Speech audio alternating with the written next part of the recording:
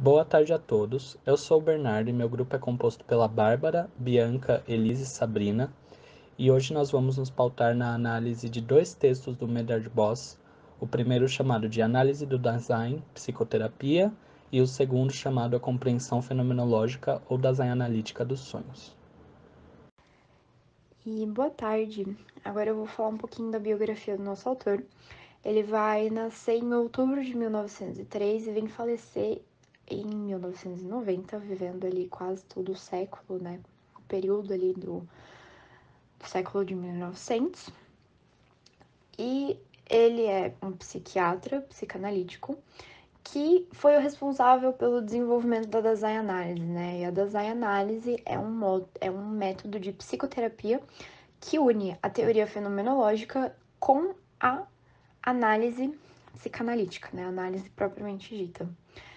E o Boss ali, durante o tempo que ele estuda em Viena, ele vai ter o treinamento dele psicanalítico para se tornar um psicanalista e vai passar por sessões de psicanálise com o próprio Freud, né? Ele tem essa oportunidade e isso vai ali moldar bastante da teoria dele. Alguns textos dele vão ser inspirados, né, desse contato também com a própria psicanálise freudiana. E vai ser um momento ali muito importante para a carreira dele. Ele também foi convidado pelo próprio Jung para participar de um workshop esse que vai durar quase 10 anos, para estudar a psicologia analítica. E nesse workshop, o Boss vai entender que a psicanálise não precisa ser apegada à teoria freudiana, ela pode ir além disso, ela tem uma potencialidade maior do que aquilo que o Freud propôs, né? E aí, em 1930, ele conhece o Binswanger, que vai apresentar a ele as obras do Heidegger, que também vai ser outro marco na carreira dele, que vai moldar ali muito do material que ele vai vir a produzir, né? Dando continuidade ao contexto histórico e contando mais um pouquinho sobre o Boss, enquanto ele servia no exército suíço na Segunda Guerra, ele estudou o Ser e o Tempo do Heidegger e anos mais tarde ele iniciou uma amizade aí, Heidegger foi seu mentor, e uma amizade de 25 anos, então a gente até colocou uma fotinha dos dois e também uma fotinha aí que simboliza a Segunda Guerra, né, o exército da Suíça.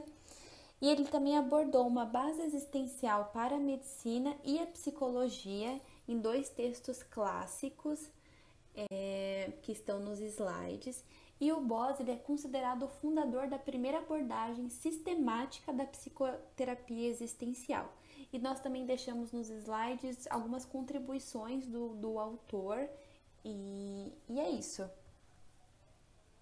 Agora eu vou falar um pouco, então, das críticas que o Boss vai fazer à psicoterapia moderna, né? Num dos textos que a gente leu, ele vai passar boa parte do tempo tecendo críticas à forma como a psicoterapia é exercida, né? Então, primeiro ele vai falar que o homem, ele é constituído pelas suas relações e potencialidades. E que por isso ele não vai conseguir entrar dentro de um dogma e uma teoria, né? O homem, ele vai muito mais além disso, né? Ele é o ser aí. Ele forma relações com o mundo, com aquilo que tá no mundo, ele forma relações com o outro. E pro Boss, o homem, ele não um dogma e uma teoria não era suficiente para estudar o homem, né? Ele vai falar também que a psicoterapia deve se afastar do intelectualismo, que ele vai falar que a psicoterapia não pode se apegar ao racionalismo, ao iluminismo, ela tem que se afastar disso, porque não é sobre isso, né? A psicoterapia é sobre estar ali, oferecer a escuta para o outro, oferecer ajuda, né? Ser um lugar de apoio, de acolhimento.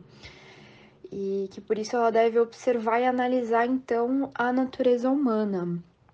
E não a teoria, e não tentar encaixar aquele indivíduo que está ali se abrindo para você e pegar ele e tentar colocar ele dentro de um arquétipo, dentro de um dogma, dentro de uma teoria que já foi escrita há muito tempo e que talvez não seja ideal para a pessoa que está ali, né? Agora, nas críticas específicas, o Boss vai se apegar mais ao behaviorismo, à psicanálise e à psicologia analítica, né? Essas duas vertentes com que ele teve mais contato ali durante os anos dele de formação. E sobre o behaviorismo, ele vai falar, primeiro, que não se pode analisar o comportamento humano a partir do comportamento animal. Isso seria uma forma de antropomorfismo. E aí ele vai falar que é errado fazer isso, porque o homem é um ser capaz de questionar a si mesmo e ao mundo, algo que está além dos animais, algo que os animais não podem fazer. E ele vai falar também que o homem é o único que é capaz de estabelecer relações com esse mundo que ele é capaz de questionar, né? E inclusive vai estabelecer relações com esses mesmos animais. O Bowles no texto também vai falar que o homem é a luz que ilumina o mundo e ilumina os objetos que estão nele. E que se entende o mundo a partir dessa luz que é lançada e da sombra que é feita, né? Para se entender qual é a dinâmica ali de relação, para se entender qual é a relação estabelecida entre o homem e aquilo que ele está se relacionando. Boss também vai falar que não é possível exercer essa forma de análise porque os animais agem apenas por instinto, algo que os seres humanos são muito mais capazes, né? Que o ser humano não é apenas instintivo, ele também é subjetivo, ele também tem suas nuances, ele também é capaz ali de estabelecer outras formas de comportamento que não sejam apenas instintivas, né? E aí, sobre a psicanálise e a psicologia analítica, ele vai falar que são teorias psicológicas que se fundamentaram em arquétipos, sistemas e estruturas, e que por isso elas não vão ter uma abertura grande o suficiente para encaixar todas as nuances que os indivíduos têm a oferecer, né? Porque, de novo, o homem, ele é o ser aí, ele é um projeto, ele é uma potencialidade, ele tem várias oportunidades ali que ele pode escolher fazer ou não. E por isso, tentar encaixar esse homem dentro de um arquétipo ou de um sistema, você acabaria ceifando essas nuances do ser aí, né? E o Bowles vai terminar a parte das críticas falando que quanto mais teórica é uma abordagem, menos ela é capaz de compreender um sentimento subjetivo, como amor ou como ódio. Porque, de novo, se você tenta encaixar algo que é extremamente subjetivo em algo que é teórico, que é racional, você perde muita coisa da subjetividade, né? Então, ele vai tecer essa crítica, que é uma crítica, de fato, muito importante. Boa tarde, então agora eu vou conversar um pouquinho com você sobre o Dasein, descrito por Medard Boss, que corresponde ao ser aí do sujeito, né? Então, o Dasein seria a maneira como os indivíduos existem em suas relações com outros indivíduos e com o mundo. Então, em sua existência, o homem precisa compreender o fato de que algo é e pode ser. Então, alguma coisa é e é potência. E o Boss, ele compara o sujeito ao cintilar de uma luz. Então, ele diz assim, né? O homem como um cintilar de uma luz, cujo resplendor pode se dar à presença de tudo o que é, na qual todas as coisas podem aparecer e se revelar em sua própria natureza.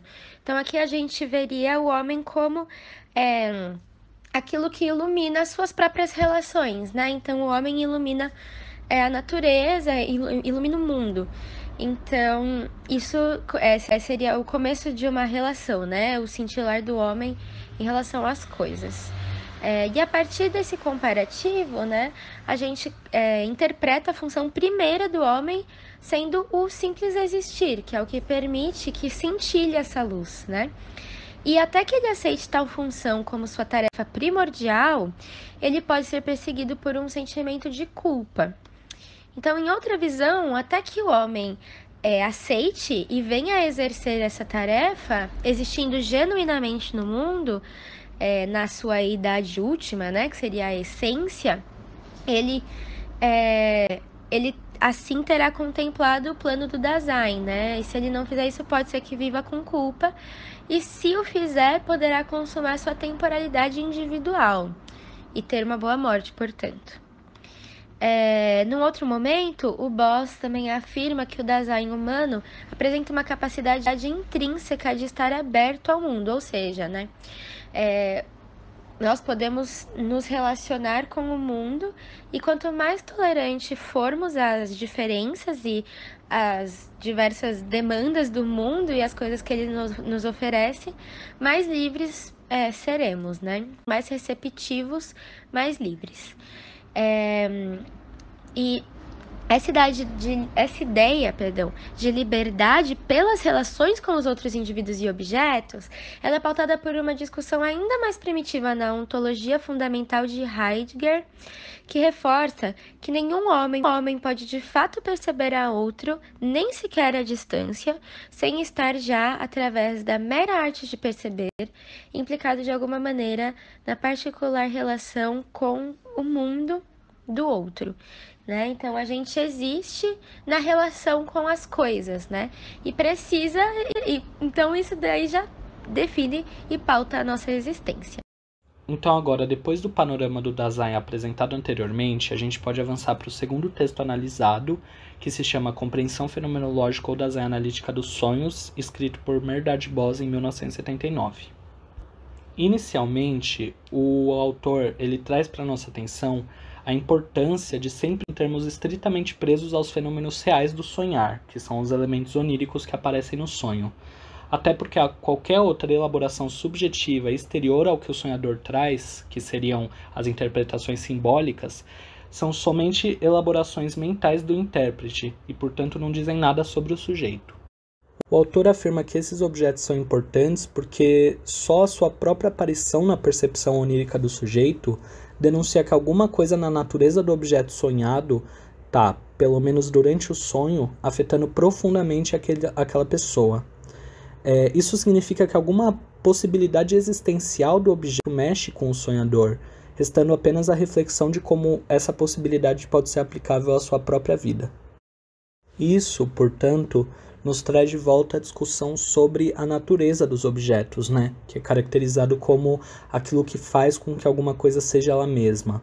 As características universalmente visíveis que, quando são retiradas daquele objeto, faz com que ele não seja mais ele mesmo. Segundo o autor, essa natureza do objeto sempre coincide exatamente com a maneira como a gente vê esses entes na vida desperta. Então, não importa se estamos nos relacionando com eles durante o sonhar ou durante a vida desperta, estamos sempre nos relacionando com as mesmas características e sentidos, que, segundo o autor, são os sentidos que são os mais importantes de serem analisados. Mas com isso, a gente volta ao fato de que essa análise da natureza, ela é uma habilidade, é realmente um exercício que precisa ser exercitado como um pensar filosófico. Mas o autor também vai além. Ele afirma que, além da pura presença onírica dos objetos, também precisamos nos atentar à maneira como o sonhador se porta frente a esses objetos, tanto dentro quanto fora do sonho, em sua forma de se relacionar com aquilo que é sonhado. Essa compreensão abre a possibilidade de aprendermos as próprias respostas do sujeito frente aos sentidos demonstrados no sonhar, com isso completando a análise focal, né, do o que e como das presenças oníricas e trazendo para o sonhador as novas possibilidades não exploradas em sua vida, além de demonstrar para o terapeuta as presenças mais fortes da vida desperta daquele paciente. Bom, nessa segunda parte do texto, da compreensão fenomenológica dos sonhos, Bose ele traz 8 exemplos de sonhos de pessoas consideradas sãs, justamente para trazer a crítica, né, respaldar essa crítica e a psicologia moderna, principalmente a psicologia freudiana e a psicologia analítica, e para também que possamos compreender como como é uma compreensão fenomenológica dos sonhos, como é o próprio nome do texto. Então, antes de mais nada, vou contextualizar aqui esse exemplo 5, né? Então, trazer o conteúdo onírico dele. Então, o recruta do sonho 5, ele inicia seu relato descrevendo um gigante horrível que o persegue velozmente por todo o tempo do sonho. Em determinado momento, ele o alcança, o pisoteia e faz com que ele fique preso por meio dos seus artérios, né? Do seu pé. E no momento final do sonho, o gigante solta um escárnio e o recruta imediatamente desperta. Então, segundo Bose, para a gente conseguir fazer e proceder de modo estritamente científico, é preciso se ater somente àquilo que pode ser realmente observado no comportamento existencial do sonhador e respeito aos entes que lhe aparecem no seu sonhar. Então é importante considerar o estado de ânimo com o qual o sonhador estará no momento do sonho, neste caso a sensação pavorante de morte, né, que faz com que o recruta ele entre neste sentimento de ansiedade e que ele perceba o gigante com o intuito de matá-lo. Então, a única coisa no mundo do sonho, além do gigante, é o Dasein do sonhador. Só que nesse caso, o Dasein ele está tão diminuído que ele é uma tentativa inútil do sonhador conseguir escapar desse gigante. Então, quando o medo de morte atinge um nível maior, o sonhador ele desperta. E esse riso, ele é tão real e percebido de uma maneira tão alta que lança toda a existência do sonhador para fora do sonhar, trazendo-o para a vida desperta. E o Boss mesmo coloca que isso é tudo que os fenômenos do sonhar do recruta nos contam e que nada mais pode ser extraído daí. Então, ele diz que a interpretação do sonho, entre aspas, né, está terminada.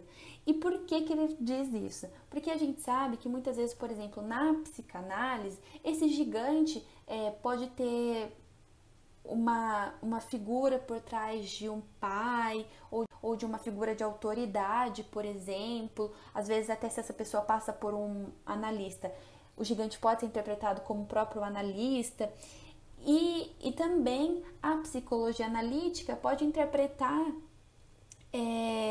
esse gigante, né, que é a expressão pictórica chamado ânimos, com algum arquétipo. E ele refuta muito isso, ele tem críticas bastante contundentes quanto a isso, mas ao mesmo tempo nós nos perguntamos, de onde vem esse gigante, né? De onde ele aparece no conteúdo onírico ali daquele recruta? E o Boss ele responde, originam-se a partir do ser como tal, isto é, da grande escuridão que rege tudo que é céu e terra, Deus e homem, e da qual todas as coisas vêm à luz. Então ele diz que comparadas com a grandeza dessa escuridão, toda a noção de um inconsciente endopsíquico, né, individual ou coletiva, dependendo da abordagem, são discussões grosseiras de um reducionismo subjetivo, porque não consegue nem classificar a própria base subjetiva da abordagem. Então ele é bastante contra tudo que foge do que ele chama aí como estritamente científico. Agora sobre o exemplo 7, o recruta ele traz que no seu sonho, ao caminhar durante a noite, ele mata 3 mulheres apenas pelo prazer de matar. Então ele mata uma estrangulada e as outras 2 esfaqueadas, e após um tempo ele é apanhado e condenado à morte pela forca. E aí é quando a corda é colocada no seu pescoço que ele acorda desesperado. Então o texto traz que o procedimento terapêutico seria fazer com que o recruta, em seu estado desperto, contasse se tinha alguma coisa contra as mulheres na sua vida desperta. Então o sonhador ele lembra de diversos incidentes da sua vida desperta passada que ainda o afetam presente e fazem com que todo o seu comportamento existencial em relação às mulheres seja reduzido. Então o contexto da vida desperta do paciente mostra que as mulheres adultas em sua vida sempre atrapalharam seu desenvolvimento rumo a uma identidade independente assim e segura de si. E aí, consequentemente, no seu sonho, ele vai ver como única possibilidade matar as mulheres que ele encontra. E aí, finalmente, o paciente, então, ele toma consciência de que a sua mãe o violou, impedindo o seu crescimento humano, e que sua ligação infantil com a mãe lhe fazia enxergar ela apenas como alguém que lhe negava acesso à maturidade. E aí, nessa parte do texto, o autor ele aproveita para apontar que as mulheres no sonho do sonhador, né, do recruta, não significavam sua mãe, não eram um símbolo, não representavam sua mãe, que eram apenas estranhas. E aí ele explica que o sonhador, por conta de um comportamento patogênico da mãe ou por fraqueza pessoal mesmo do paciente, permanece uma criança subordinada mesmo muito depois de uma certa idade. Então, ele tem um campo de visão restrito e, consequentemente, vê todas as mulheres exatamente como ele experienciou quando criança.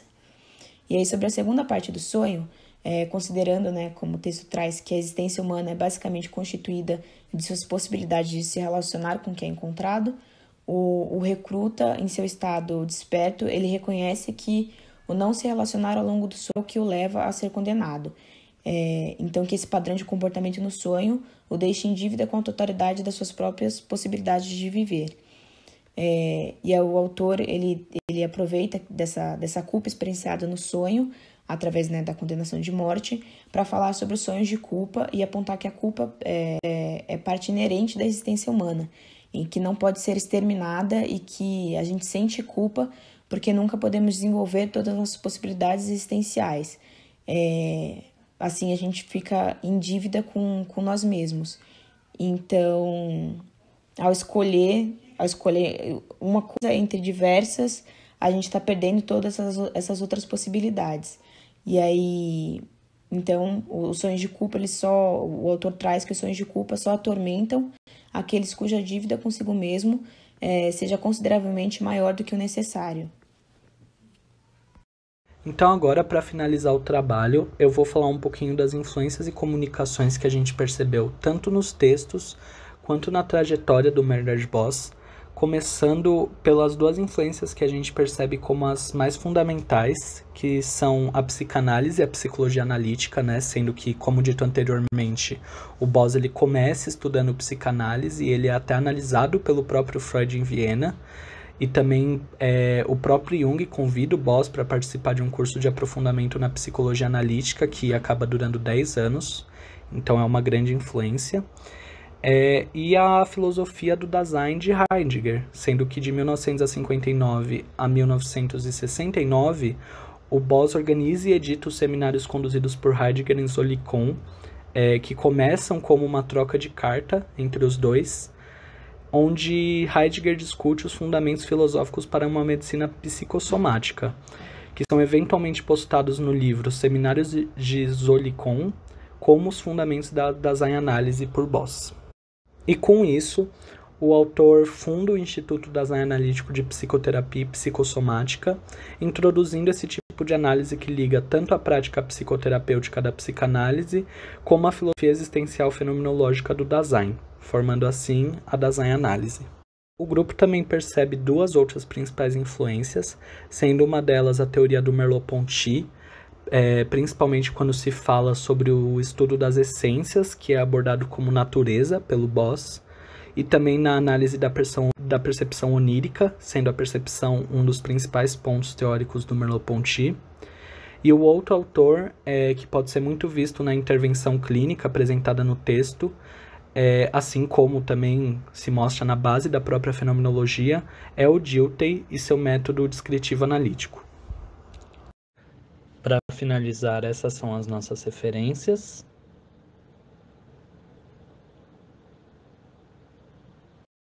E é isso. Muito obrigado pela atenção de todos e o grupo se disponibiliza para responder qualquer dúvida que vocês tiverem.